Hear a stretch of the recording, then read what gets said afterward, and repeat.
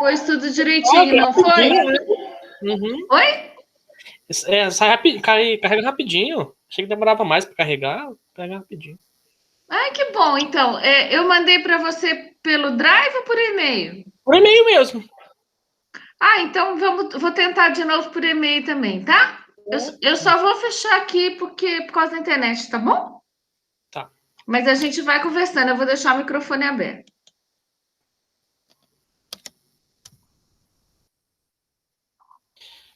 Esse texto aqui, tá. Apareceu? Apareceu. Você consegue aumentar um pouquinho ali no 100? Um pouquinho? Só porque considere, né, Rodrigo, a idade da sua orientadora. Perfeito, já tá ótimo. Vamos ler junto. Vai lendo aí, Rodrigo. É muita coisa? Esse texto aqui ainda tá. Tem que fazer a citação certinho, então não tá. Mas é uma ideia. Tá, vamos lá. A história da matemática e o ensino didático. A história da matemática há muito é vista como um conteúdo potencialmente rico para os processos de ensino e de aprendizagem de matemática, bem como para a formação dos professores dessa disciplina. Então, você escreveu isso da sua cabeça, não foi? Tem um pouco que é citação, aí eu tenho que arrumar Não, a não, citação. mas esse primeiro parágrafo foi você que leu as coisas lá e colocou, não é? É um pouco, aham. Então, tá muito bom, você escreve muito bem. Então, eu acho que isso ajuda bastante, sabe? Desde aquela primeira vez que a gente fez aquele treinamento naqueles textos, Hum. eu já notei, você tem bastante facilidade. Então, eu acho que isso ajuda muito, é muito bom. Ah, eu sou Podemos não. continuar. Que bom que você não acha. Você não acha, não? Eu não, eu travo um pouquinho para escrever. Eu demoro para esquentar. Fogão a lenha. Ah, Depois mas que fogão a esquenta, lenha é a melhor comida, Rodrigo. é, Depois do final, quando funciona, vai tudo bem. Vamos é, embora. demora para esquentar. Vamos lá. Já deve estar quente, né? Faz tempo que nós estamos trabalhando. Vamos lá. Na atualidade, parece haver consenso de sua importância na formação de professores que ensinam matemática. Aí, exatamente aí nesse ponto, você tem que citar alguma referência, entendeu? É, uhum, Porque então, você pode até marcar se você quiser, porque quando você coloca assim, parece haver consenso, e esse é um trabalho científico, você tem que dizer ali no final, por exemplo, abre parênteses, rock, tanto, que é esse aí que você colocou. O Biratan de Ambrosio, todos esses que falaram dessa importância, você vai poder citar aí, entendeu?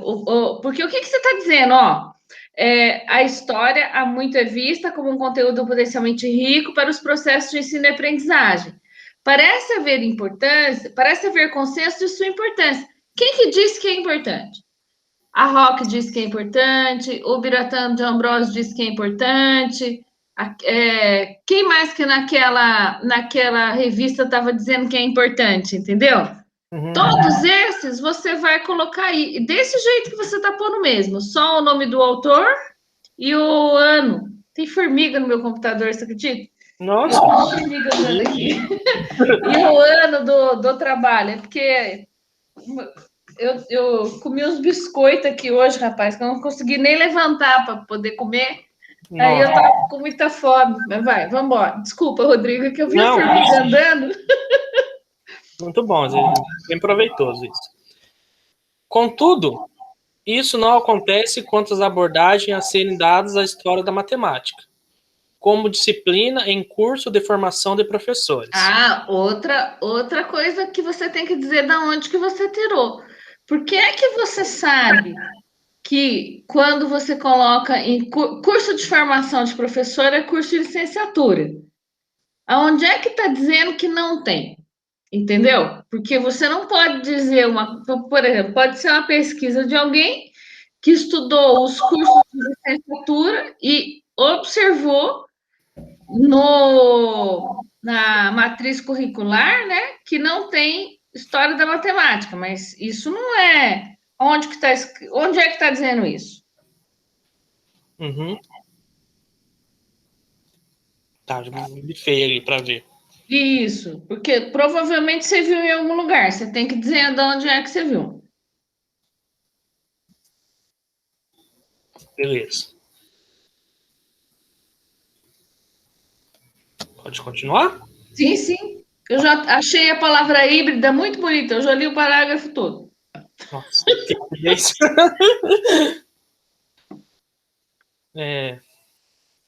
Transitando entre as grandes áreas do conhecimento, né? Eu acho bem legal essa parte. Ah, é muito boa a escolha da palavra também, né? Porque é exatamente o que ela é bem híbrida. Uhum. Então, pela própria natureza híbrida, transitando entre duas grandes áreas do conhecimento, história e matemática, ela permite variados enfoques e abordagens, o que leva às configurações bastante diversas para uma mesma disciplina. Vamos embora, pode ir. A história da matemática é vista já há algum tempo como uma possibilidade de despertar o interesse dos alunos que estudam matemática e de contribuir para suas aprendizagens. Aí, de novo, eu acho que cabe o Biratã, porque isso aí é uma coisa bem próxima daquilo que o Biratã está falando, né? Então, você pode citar de novo, D'Ambrosio, tá. Não tem problema você ir citando, tá bom? É isso que eu tenho dificuldade, mas. Uhum. No Brasil, por exemplo,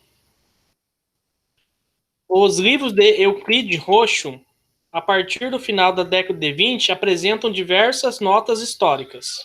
Aí, da onde que você tirou isso aí? Então não lembro a citação certinha, mas é. É do Viana, não é? Você chegou a ver algum artigo do Viana? Ele fala bastante disso. Tem um artigo do Viana que faz essa.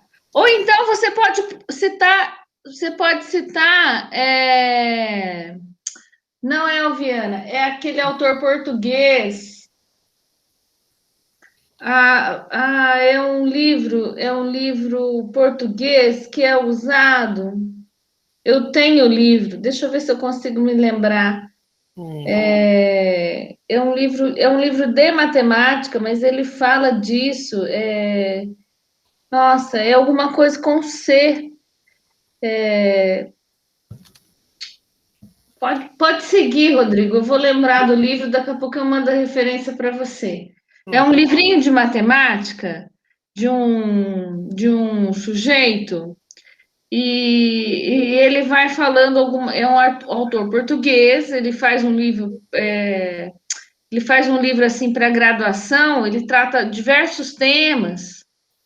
Nossa senhora, eu tô com o livro na minha frente. Pode seguir que daqui a pouco eu lembro. Tá Pode bom. seguir. O contexto histórico envolvendo a matemática desenvolvida em determinados períodos contribui para desafiar a capacidade dos alunos para exercitarem estudos, pesquisas e problematizações que estimulem suas Caraça, estratégias. Caraça é o nome do autor.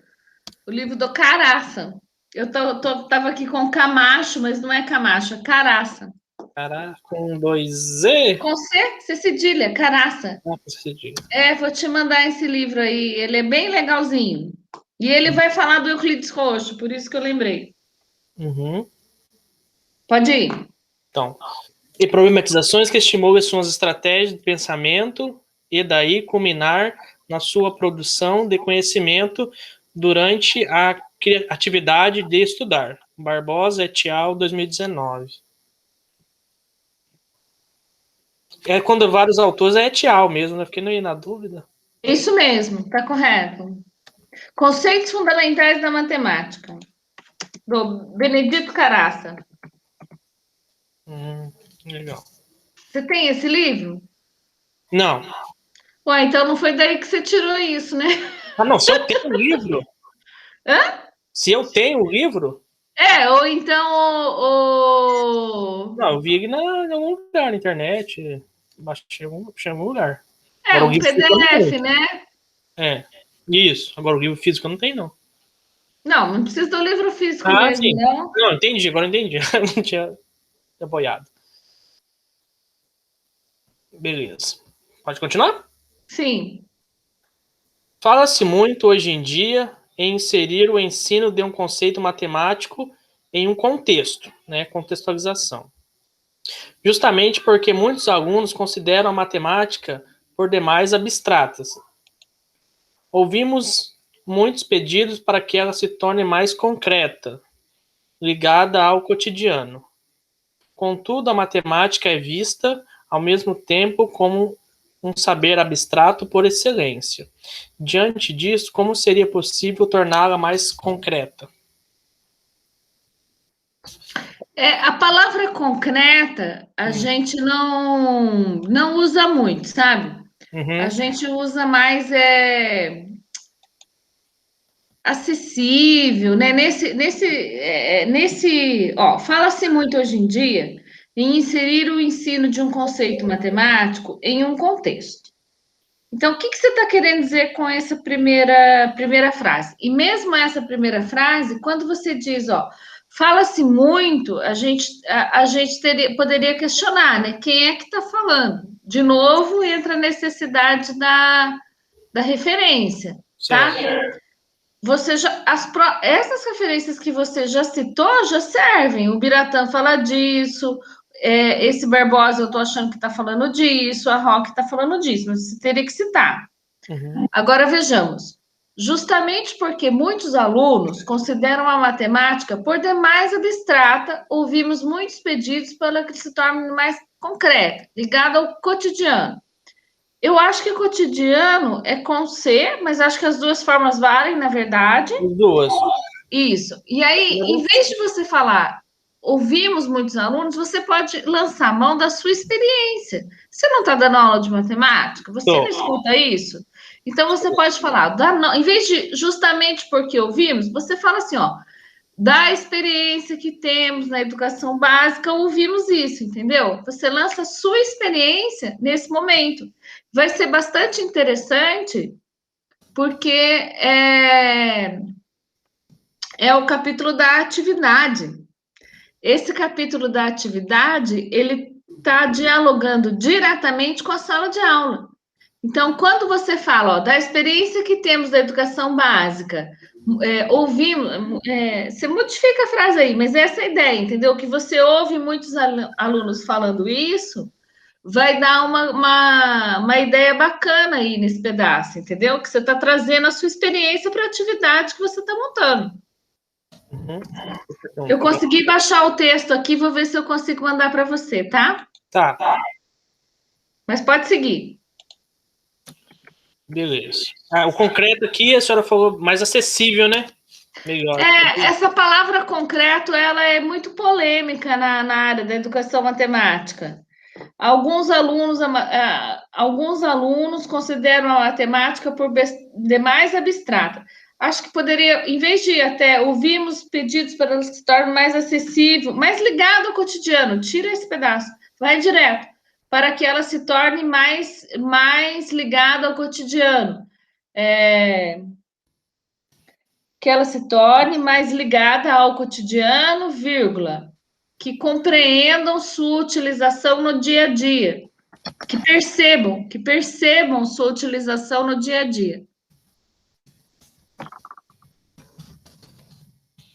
A dia a dia eu fico na dúvida, se é junto ou com hífen ou não? É com hífen, dia a dia.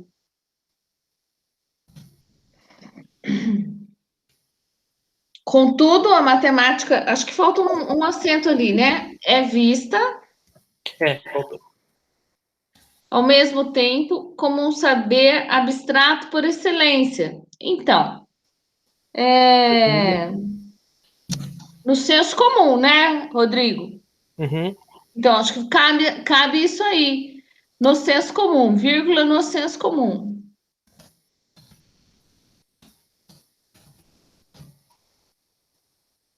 Então, diante disso, como seria possível não torná-la mais concreta, mas eu acho que tira a palavra concreta.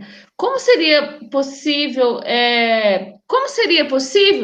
resolver esse impasse?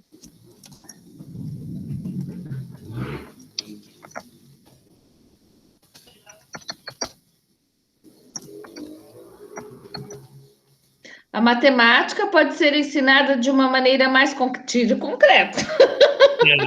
Olha quanto concreto que você usou. Vamos seguir mais um pouquinho. Qual que é a sua proposição?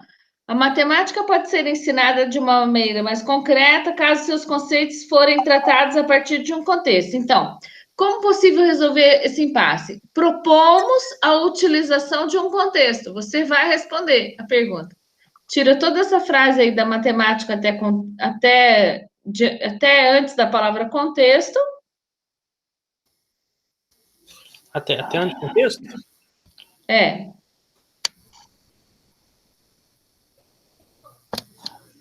Como seria possível resolver esse impasse? Propomos a utilização. Propomos? É o que você está fazendo. Ah, tá. Entendi. Propomos a utilização. Na verdade, você está fazendo a utilização da história da matemática, não é? Da história da matemática. Então, propomos a utilização da história da matemática. Depois você pode melhorar, mas assim, dos conceitos da história da matemática, sabe? Dos recursos da história da matemática como contexto. Tá, peraí, me perdi agora. Tá, propomos a utilização da história da matemática. Como contexto. Tá. Vamos ver como é que nós estamos levando esse texto que você está escrevendo. Nós estamos levando assim, ó. Vamos pegar ali do fala-se. Volta para ver se faz sentido. Fala-se muito hoje em dia em inserir o ensino de um conceito matemático em um contexto. Da experiência que temos da educação básica, alunos consideram a matemática por demais abstrata. Esse abstrata pode ir entre aspas, tá, Rodrigo? Uhum. Ouvimos muitos pedidos para que ela se torne mais próxima, faltou o próximo. Pensei, acontece muito isso comigo. Penso e não escrevo. Tá, mais próxima ao cotidiano. Que percebam sua utilização no dia a dia. Então, a matemática para os seus alunos ela é abstrata. E o que eles pedem para você? A gente não consegue ver a matemática. O que você responde? Contudo, a matemática é vista ao mesmo tempo como um saber abstrato por excelência no senso comum. Pode até tirar, porque já está ali em cima que ela é abstrata. Concorda? Uhum. Então, tá. Essa frase do contudo até o senso comum você pode tirar. Tá. Muito bem. Então, você tinha matemática abstrata e você tinha os alunos perguntando como é que faz para perceber no dia a dia. O que você está respondendo? Primeiro você está perguntando, diante disso, como seria possível resolver esse impasse? Né? Como que ela é abstrata? Se ela é abstrata, como é que eu consigo utilizar ela no dia a dia? E qual que é a sua resposta? Vamos usar a história da matemática como contexto. Uhum. Entendi. Então, não significa necessariamente partir de um problema cotidiano e sim saber o que esses conceitos relacionam. Quais conceitos? Agora a gente se perdeu um pouquinho no texto, né? E sim saber como o quê? Tiro estes.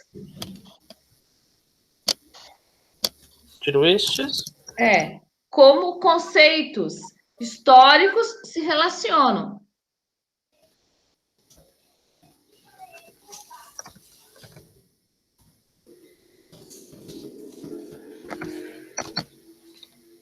Como podem ser inseridos em uma rede de relações de significados, ainda que essas relações pertençam, acho que propriamente à matemática. Pertençam à própria matemática? Não sei. Faltou o A aqui. Pode ser, a própria matemática. Aí é craseado.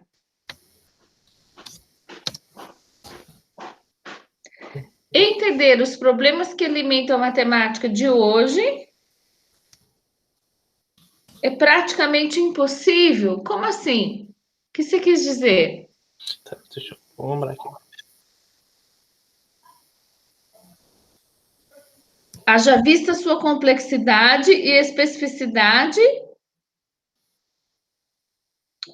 da linguagem, do simbolismo do quais ele se exprime. Eu acho que você está falando aí de uma matemática que não é a matemática da educação básica. Porque quando você fala entender os problemas que alimentam a matemática Aí vamos completar, então. A matemática, depois desse alimento, a matemática. A matemática teórica, que é produzida no século XXI,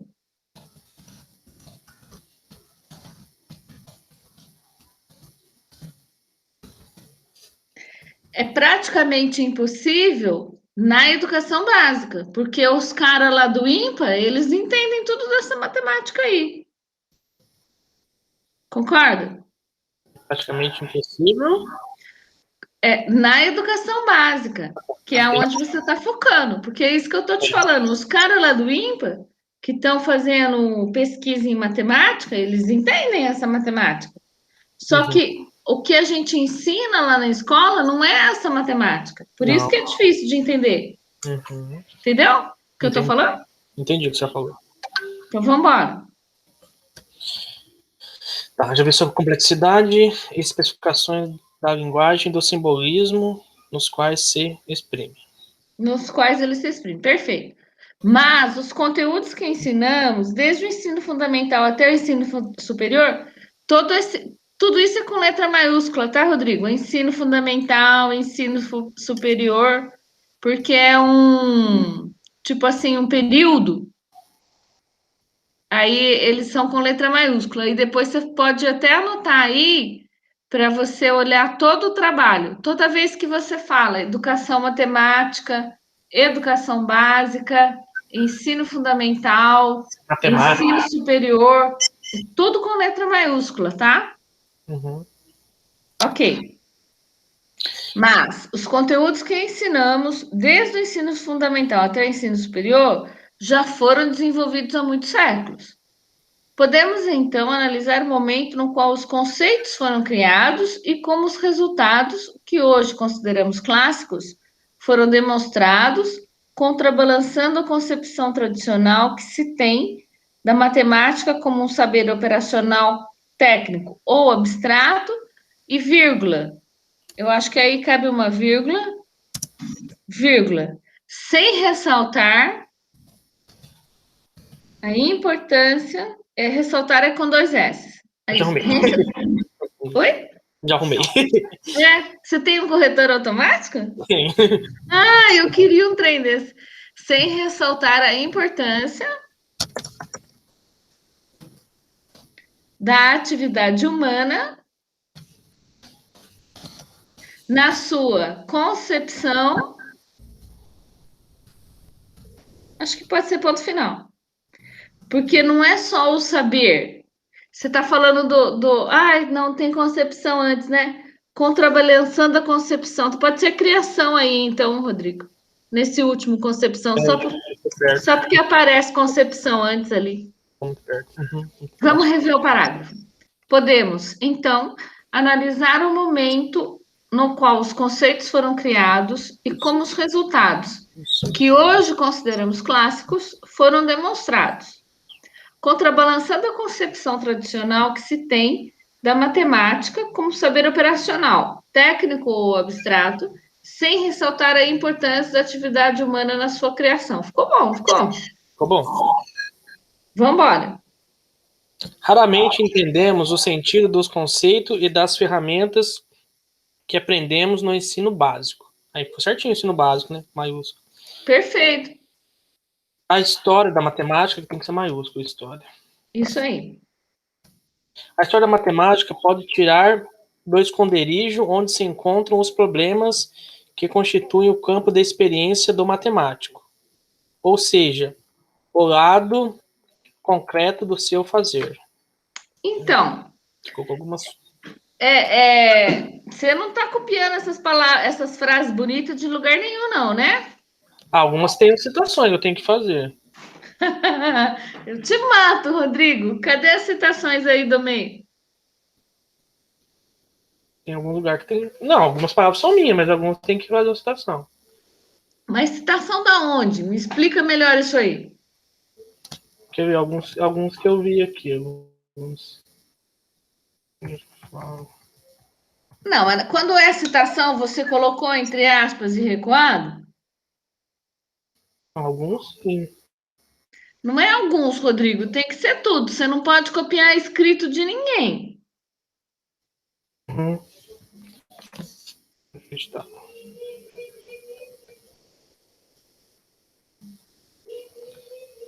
Onde a gente estava?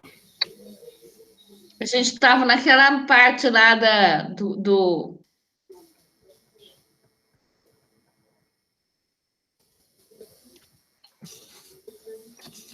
Esse passo já foi.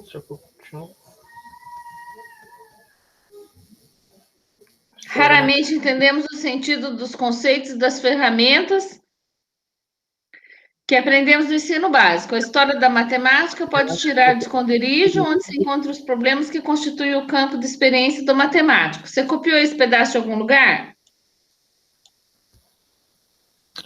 Isso acho que não. Então vamos embora. E aqui o concreto não ficou bom, né?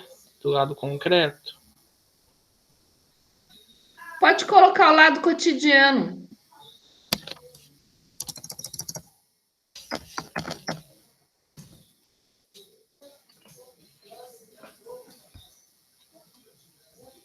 Por que eu estou tirando esse concreto? Porque tem uma ideia de concreto na filosofia da educação matemática que contrapõe ao manipulável, sabe? Você já ouviu falar de material concreto?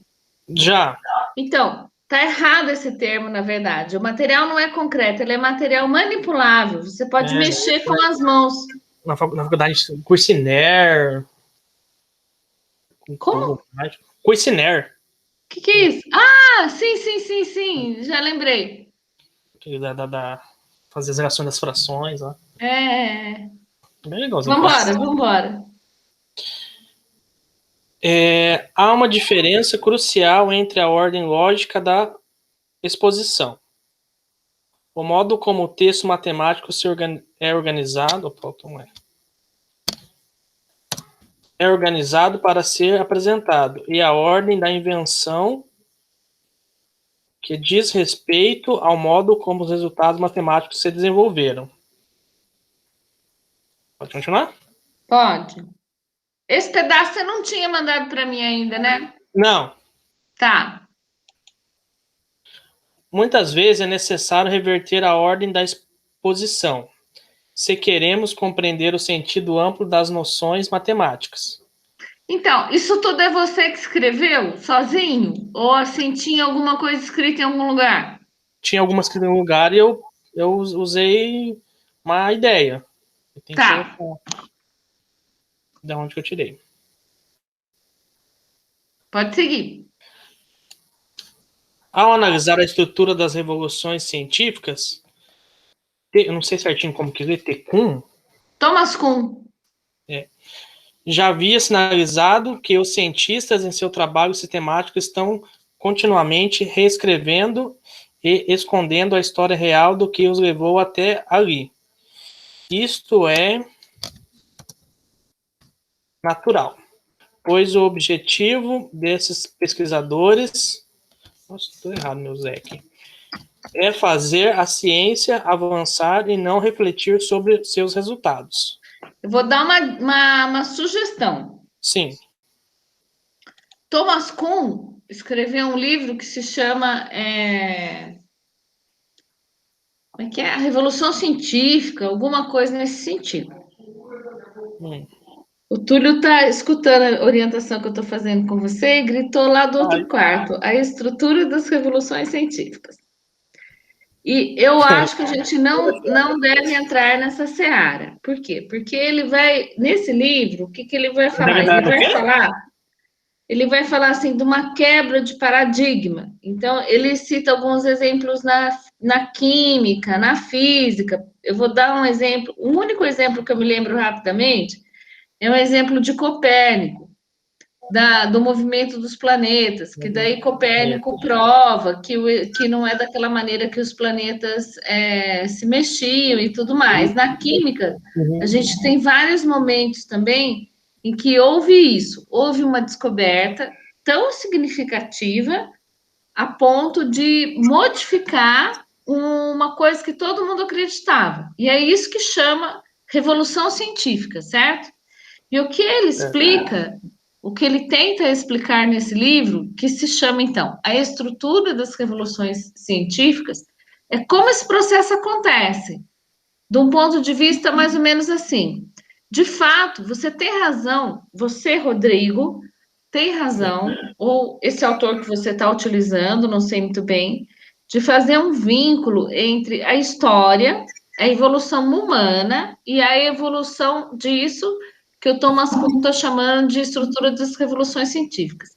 Mas é um negócio muito complicado. Né? Então, assim, qual que seria a minha sugestão como sua orientadora nesse trabalho? Tira tudo. Não vamos citar Thomas Kuhn, não vamos entrar nessa seara o que é essa seara do Thomas Kuhn? Essa seara do Thomas Kuhn é como que uma invenção acontece? Como que historicamente a humanidade está preparada para, de repente, encontrar o fogo? Como que a humanidade está preparada para perceber que a força da gravidade é aquele modelo que o Newton explicou? Nós não vamos entrar nisso. Nossa, não tem nada assim. Embora a história seja importante nesse momento, a gente não vai discutir isso, entendeu? Está muito longe do nosso objetivo nessa dissertação. Tá certo. Então, assim, eu sugeriria, porque a filosofia, isso é tudo filosófico, é um campo muito filosófico e tal. Muito, muito amplo. Eu acho que a gente não devia, de maneira alguma, fazer qualquer menção a Thomas Kuhn nesse momento da dissertação. Então, eu tiraria tudo isso. Eu também tiro, então. Sabe, assim, tudo que você tiver aí, nós não vamos discutir isso. Eu acho que você já deu o tom nesses parágrafos introdutórios que você colocou. Volta um pouquinho lá em cima, por favor, bem no início. Bem no início? É. Primeiro? Olha só, isso aí, você está fazendo o quê? Você está colocando isso aí só para fazer uma introdução para aquela atividade, não é isso? Então acabou, Rodrigo. São só esses parágrafos que você já tinha antes do Thomas Kuhn. Você falou da história, aí você coloca aí no meio algumas citações do Biratan de Ambrosio, algumas citações da Rock, aonde elas couberem, e pronto, vamos direto para a atividade. Pode. O que venha depois? Eu não estou sabendo o que vem depois. Mas essa parte. Foi falar do origami. Não, beleza, essa parte do origami você pode falar. Essa parte do Thomas Kuhn você tira toda. O que você pode. Seria até bastante interessante. O que você pode complementar aí?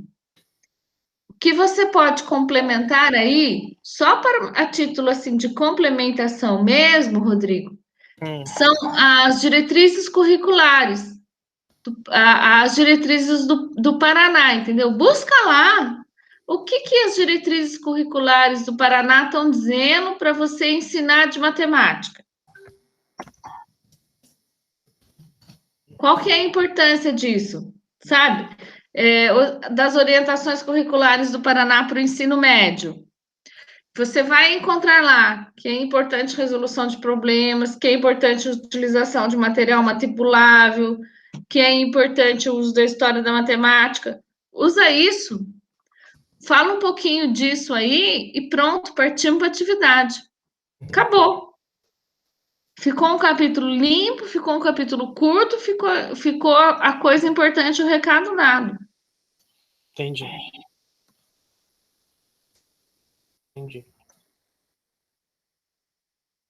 Quer ver do origami? Que é?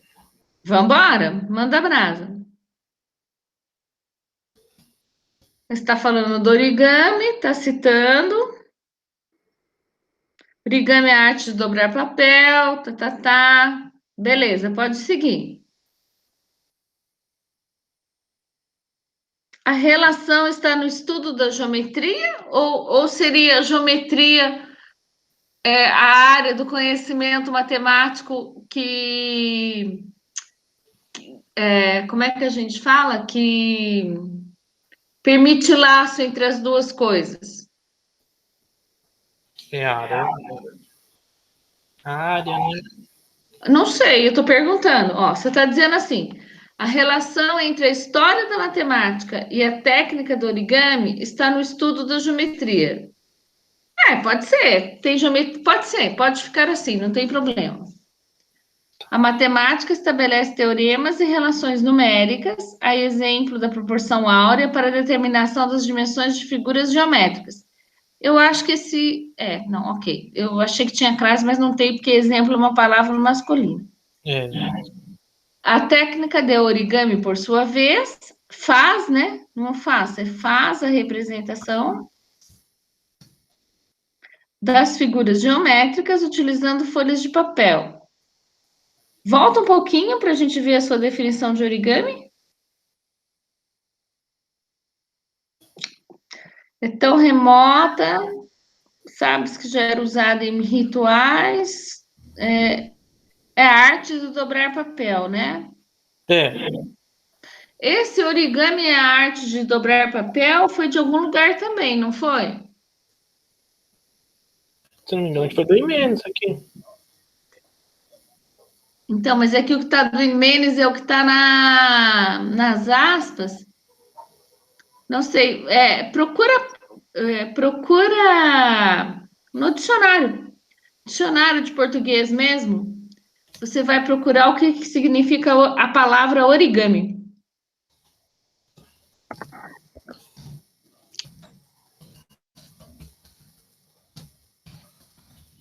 Algum dicionário específico ou qualquer dicionário? O melhor dicionário que tem é o Roais. Escreve H-O.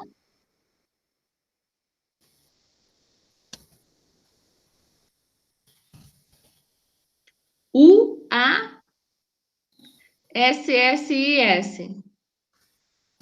Vê se você acha. Se você não achar, posso te mandar uma foto? Pode. Aí eu te mando uma foto, tá bom? Eu vou bater uma foto lá do que é origami e te mando, aí você pode usar ele como fonte, tá bom? Tá. Vamos embora. A técnica de origami, por sua vez, faz a representação das figuras geométricas utilizando folhas de papel. Não só isso, né? Porque não é só figura geométrica. Tem passarinho. Eu me lembro É o tsuru, não é? Que chama aquele passarinho? Não sei. Sabe uma espécie de uma pombinha? Um dos primeiros desenhos, coisinhas que a gente Tinha um aluno aprende que a chamava fazer. Tsuru. Eu tive um aluno que chamava Tsuru. Sério? Um aluno? Aham. Nossa, então, rapaz, eu acho que deve ser disso. Ele era japonês? Era japonês? Então, sabe, a minha filha faz muito isso. Eu não sei se ela sabe fazer ainda. Na escola ela tinha aprendido. Tsuru é uma espécie de uma pombinha. E aí é feita de origami.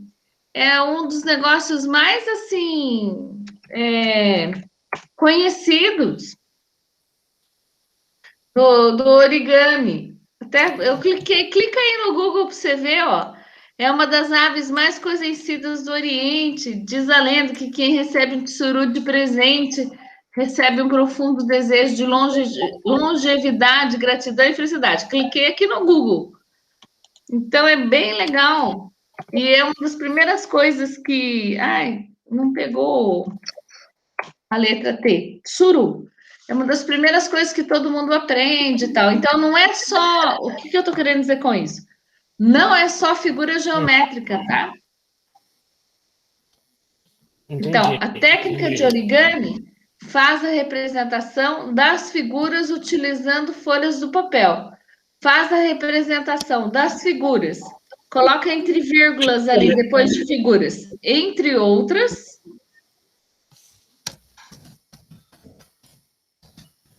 Entre outras. Isso. Desculpa, Rodrigo, eu coloquei esse entre outros no lugar errado. Faz a representação Entre outras, é depois de representação. Vamos ver. Depois de representação. Vírgula, entre outras. Entre outras. Das figuras geométricas, utilizando folhas de papel.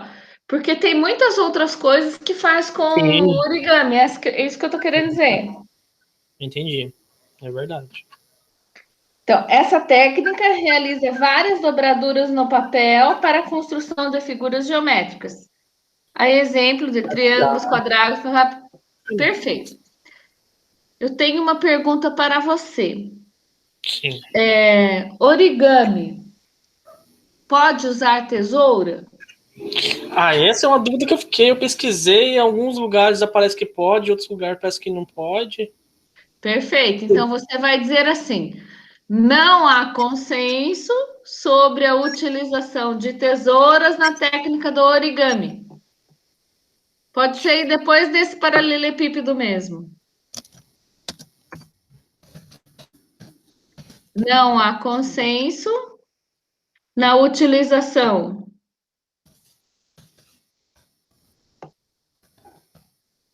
Eu acho que você pode dizer de instrumentos cortantes, né? Porque tem umas pessoas que usam aquele negócio estilete, não é? É verdade. Régua, instrumento cortante na técnica do origami. Aí depois, você acabou de me dizer, eu pesquisei e não encontrei. Aí depois você cita esses lugares que você pesquisou, porque é isso mesmo. Alguns dizem que pode, outros dizem que não pode.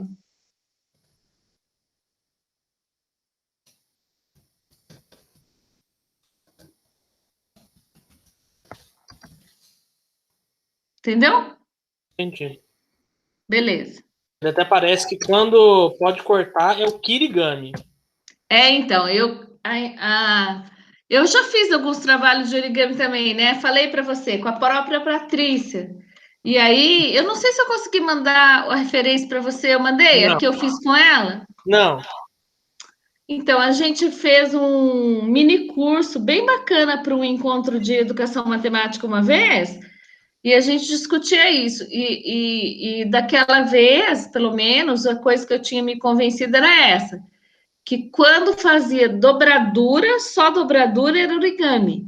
E quando usava qualquer coisa para cortar o papel, por exemplo, tesoura, régua, até mesmo o estilete, aí chamava kirigami. O que eu fiz mais assim também é para isso. Do que Então, eu vi, mas tem gente que fala origami e corta o papel. Então, a gente não sabe, a gente não é japonês. Uhum. Mas vamos embora.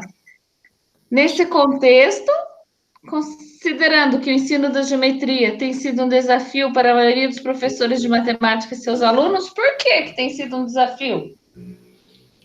Por falta de interesse dos alunos. Mas é verdade isso? Quem que te disse? Experiência. Tem que escrever. Então, eu acho que aí agora a experiência não vai contar só não, né? Porque daí você se sentiu desafiado? Como é que é? Conta essa história para mim. Pensar aqui. Sempre quando eu vou ensinar geometria é um certo desafio mesmo. Porque os alunos, a maioria não consegue ver a abstração. Que abstração, Rodrigo? Por exemplo, imagine uma área, um triângulo, um quadrado. A maioria não consegue visualizar. Né? Ainda mais quando é espacial ainda. Quando entra em espacial, é pior ainda. Então,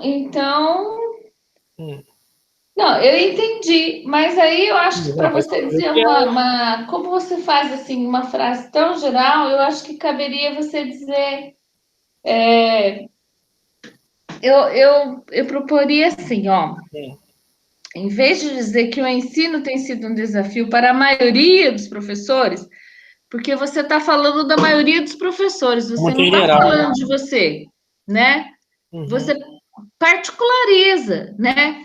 Então você coloca assim, da minha experiência no ensino de geografia.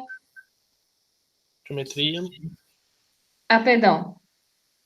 Então, tira toda essa parte aqui. Você não pode falar pela maioria dos professores.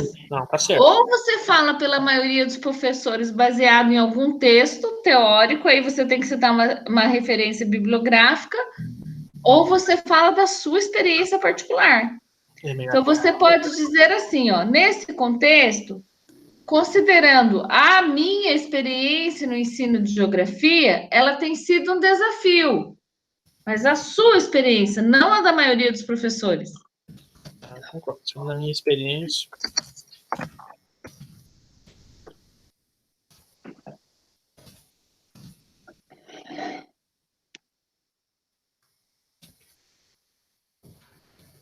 Geometria aqui.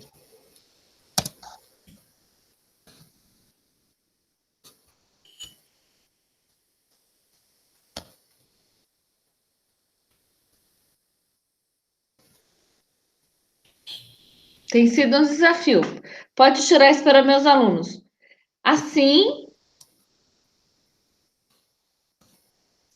a construção de sólidos já está lá na frente, ó. Tá. Mas são sólidos mesmo? O que é que você ia construir? Não é sólido, não. Viajei aqui. Ai, meu Deus. Pode pôr direto, em vez de construção, coloca utilização. A utilização da técnica de origami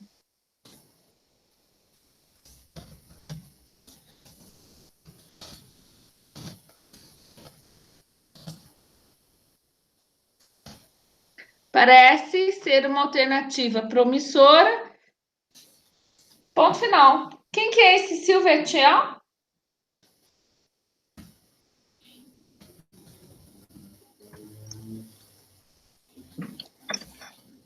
Aí você copiou aquela frase lá, porque lá o sólido era dela. Ó, ela estava construindo paralelepípedo. Uhum. Então, esse aham que você fez aí é que me deixa sem cabelo de noite. Porque eu tô falando para você desde o começo que não pode copiar nada de ninguém e você tá copiando. Rodrigo do céu, não pode copiar as palavras dos outros, tá? Nenhuma palavra? Mínima, Não, assim? Rodrigo, não é nenhuma palavra, mas você não pode pegar uma frase inteira que está escrito num outro lugar e pôr aí. Nós vamos ser tudo ser processado. Não, vamos ser não. Não, né? Então você para de copiar os trem. Mas nós já estamos acabando, né? Tá. As formas geométricas contêm uma diversidade de conceitos, com vocabulário próprio, papapá. Acho que eu já li bastante hoje, né, Rodrigo, junto com você? Você já entendeu a ideia, né? Tá, da atividade. Quer ver alguma coisa da atividade? Quero, vamos lá. Tá, deixa eu projetar ela. Salva isso aí, não perde, não. Tá, peraí.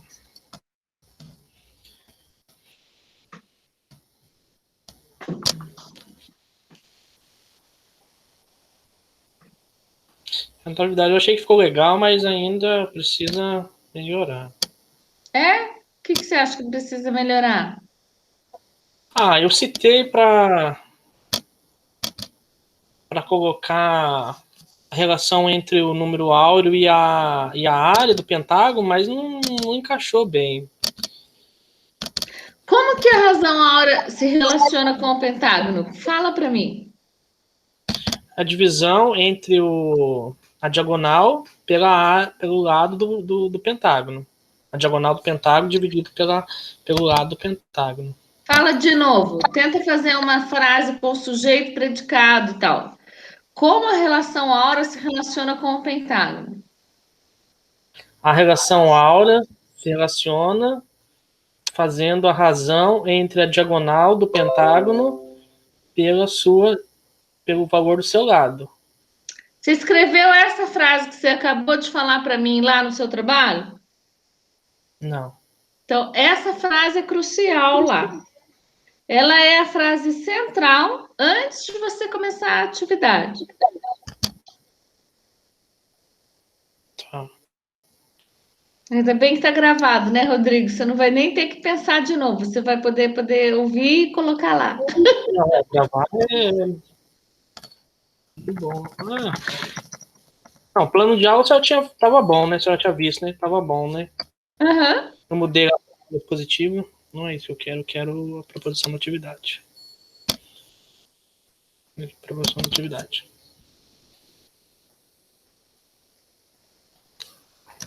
Tá aparecendo?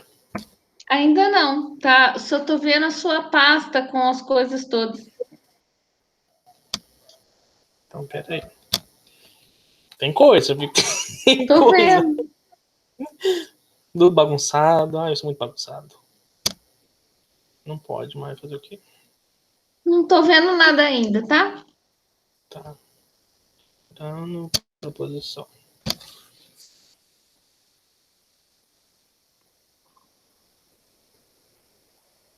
Apareceu agora?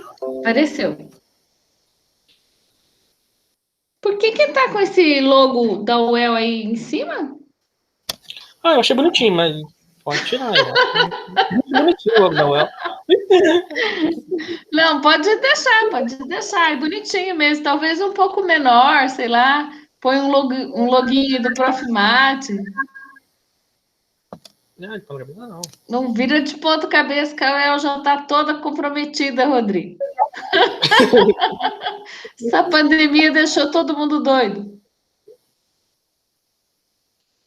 Vamos lá.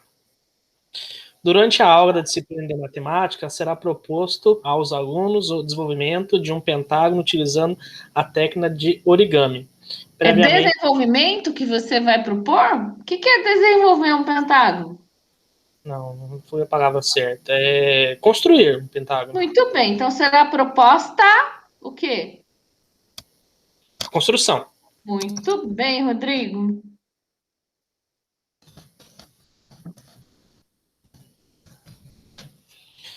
E é proposta, será proposta aos alunos a construção. Uhum.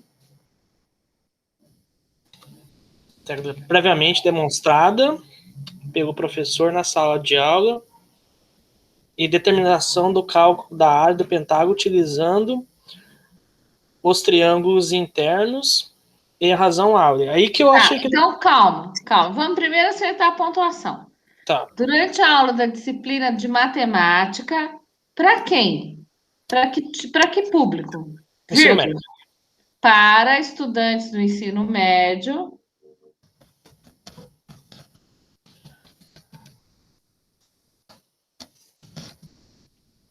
Nós não vamos aplicar essa atividade, concorda? Concordo. Então, não vai ser proposta. Durante a aula de disciplina da matemática para estudantes do ensino médio, poderá ser proposta, porque você de fato não vai propor, você está sugerindo aos alunos a construção de um pentágono utilizando a técnica de origami, vírgula. A gente demonstra uma técnica?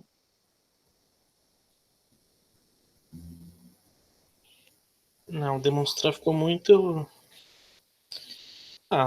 seria algo, uma palavra similar com mostrar. Mostrar fica feio, eu acho. Previamente, o que então? O que é uma similar a mostrar? A gente não demonstra uma técnica, né? Por exemplo, o que é uma técnica? É um jeito de construir uma.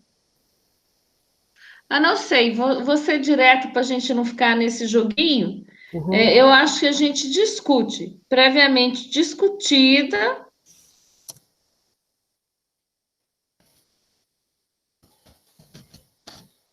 na sala de aula e. Como é que é? Poderá ser proposta aos alunos a construção de um pentágono usando a técnica do origami na sala de aula. Aí é outra coisa que você está fazendo, né? Determinação do cálculo da área desse Isso. pentágono, utilizando os triângulos internos e a razão alta. Ponto. A mesma atividade, a mesma construção, talvez, pode, a mesma atividade pode ser utilizada para o cálculo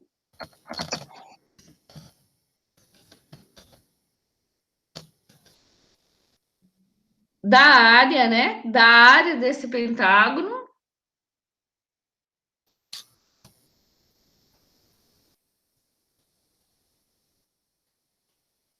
utilizando os triângulos internos, vírgula, como também da razão áurea, vírgula lá na frente, Rodrigo, que é 3 pontinhos. E aí você completa aí depois com dizendo o que é a razão áurea, entendeu? Aqui que cabe. Razão área, relação entre diagonal e tal. Isso que você acabou de falar para mim. Uhum. Tudo bem? Tudo bem. Vamos seguir. Aí tem os passos. Tranquilo, pode seguir. A gente já viu tudo, você fez bonitinho, tá. Tranquilo. Você pegou isso tudo de algum lugar? Peguei. Uns eu tentei fazer, estava demorando muito para fazer. Não, esse primeiro aqui eu fiz. Esse segundo eu também fiz. Tá, então lá em cima, Rodrigo, antes de qualquer figurinha, você vai dizer assim: essa atividade foi adaptada de tal coisa. Tá. Antes do passo. Antes do número 1. Um. É.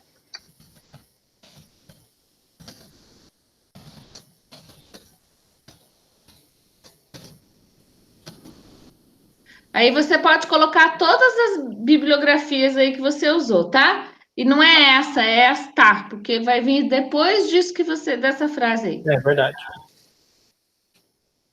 Aí pode ir embora, tranquilo, os quadradinhos, tudo bonitinho, os desenhinhos, ensinando a fazer, papapá. Depois vem Questões. Ah, é aqui que eu Tá. vou levar. Oi? Aqui que eu vou levar fumo. Aí que você vai levar fumo. Muito bem, Rodrigo. Você já está entendendo tudo do negócio. Essas questões. Pergunta básica qual que é, Rodrigo? Foi você que fez. Olha! Foi.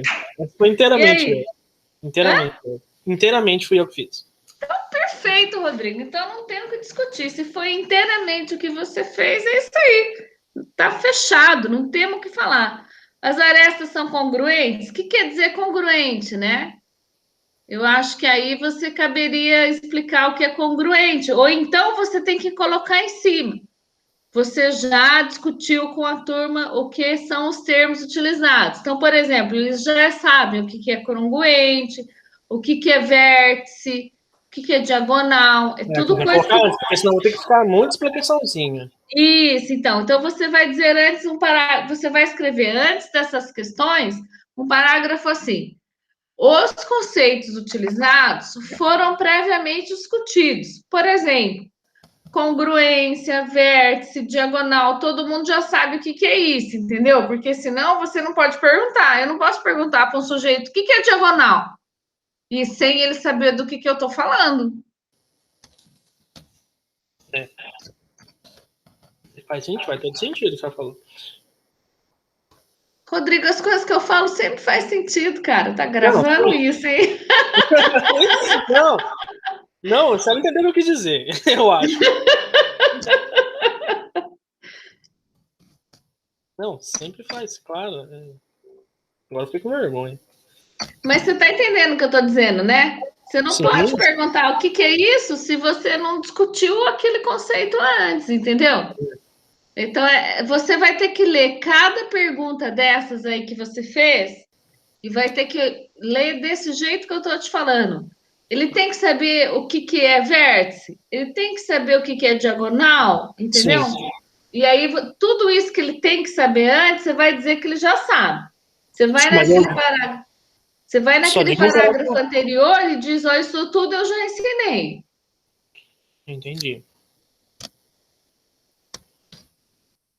Beleza. Por exemplo, essa coisa da razão áurea. Sabe o que eu senti falta? O quê? Volta um pouquinho lá em cima. Lá em cima? Lembra que você leu várias coisas da razão áurea? Vários artigos que falavam da razão áurea? Sim.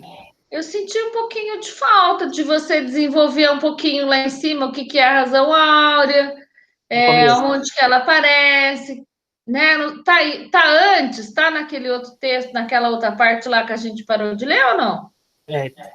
Teria que estar onde, eu acho que teria que estar onde está no outro lado. Então, tem que estar em algum lugar.